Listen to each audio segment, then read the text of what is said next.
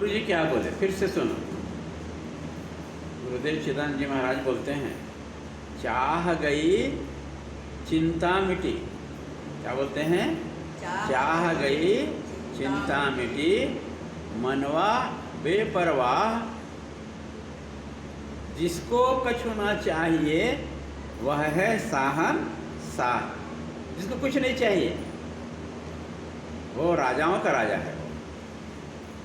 ठीक है। अब कृष्ण भगवान क्या बोलते हैं इसमें सुनो, क्योंकि कृष्ण भगवान भी बोले हैं इसको। अर्जुन प्रश्न करता है कि मोक्ष को प्राप्त किया हुआ, भगवान को दर्शन किया हुआ, भगवान को प्राप्त किया हुआ पुरुष का क्या लक्षण है? याद आ रहा है? कृष्ण याद आ रहा है गीता का बात? ठीक है।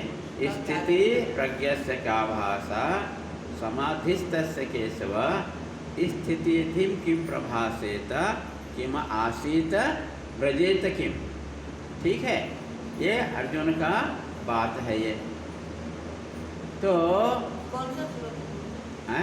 कौन सा अध्याय का कौन सा? दूसरे का 54 श्लोक है। दूसरे अध्याय का 54 श्लोक है।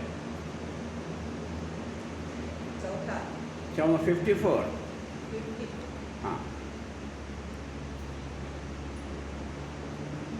दूसरे अध्याय का 54 श्लोक क्या है? स्थिता प्रज्ञस्य का भाषा। हाँ, स्थिति प्रज्ञस्य का भाषा समाधिस्तस्य केशव, स्थिति धिम किम प्रभासेत किम आसीत ब्रजेत किम। भगवान का दर्शन किया हुआ पुरुष कैसे बोलता है, कैसे देखता है, कैसे चलता है, ऐसा प्रश्न किया अर्जुन ने कृष्ण भगवान से। ठीक है, जो भगवान का दर्शन किया है। तो कृष्ण भगवान क्या बोलते हैं? श्री भगवान वाचा प्रजहाति यदा कामान सर्वान् पार्थ मनोगतान् आत्मन्येयात्मना तुष्ट स्थिति प्रज्ञस्य दोच्यते। प्रजहाति यदा कामान, प्रजहाति यदा कामान सर्वान् पार्थ हाँ, मनोगतान्। मन में जितने भी प्रकार की कामना है उसको प्रजहाति छोड़ना है। जो मन में समस्त प्रकार के कामनाओं को छोड़ेगा वो मुक्त पुरुष है, मोक्ष प्राप्त किया हुआ पुरुष है। तो हमको क्या करना पड़ेगा? हमको भी अपने कामनाओं को छोड़ना पड़ेगा। जब हम समस्त प्रकार के कामनाओं को छोड़, मन में जो भी प्रकार के कामना है उसको छोड़ेंगे तो हमको मुक्ति मिलेगी। समझ में आया? तो नाना प्रकार का हृदय में भरा हुआ कामना है, उसको हमको क्या करना पड़ेगा? छोड़ना पड़ेगा। कौन बोलते हैं? श्री कृष्ण भगवान बोलते हैं। ठीक है। तो हर प्रकार से संत हो, महात्मा हो, गुरुजन है, यही बोलते हैं कामना रहित हो जाओ। क्या हो जाओ? कामना रहित होना है हमको। तो धीरे धीरे कामना को हमको छोड़ना पड़ेगा। ठीक है। और जब हमारे हृदय में जो भी कामना है वो छूट गया तो हमको मुक्ति मिल जाएगी। तो मुक्ति कब मिलेगी? जो हमने मन में जो भावना, हाँ, जितने भी कामनाएं हैं, जितने भी इच्छाएं हैं, वो सबको हमको छोड़ना होगा।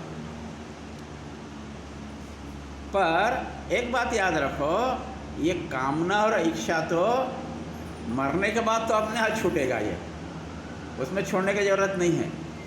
हमको क्या करना पड़ेगा? जिंदा रहते रहते ही हमको छोड़ना है। क्या करना पड़ेगा?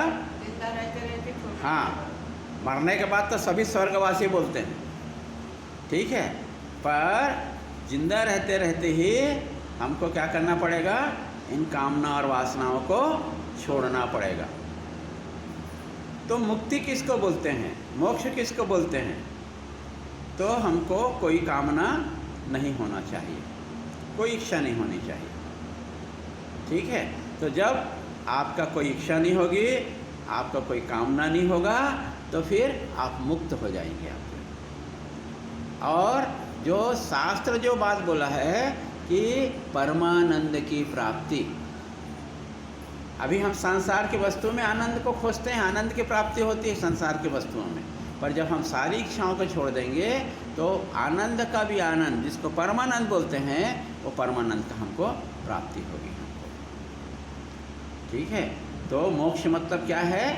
परम आनंद की प्राप्ति। और भगवान कैसा है? परमानंद है भगवान। बताया था कल, सत्यम सत्य, क्या बोला था? सत्यम सत्या। नहीं, कल बताया था कैसे हैं भगवान? सच्चिदानंद, कल बताया था ना। हाँ। भगवान कैसे हैं? सच्चिदानंद है, आनंद से परिपूर्ण। जितना आनंद का कल्पना करो उतना आनंद में भगवान हैं। तो उस आनंद को हमको प्राप्त करना है तो हमको क्या करना पड़ेगा?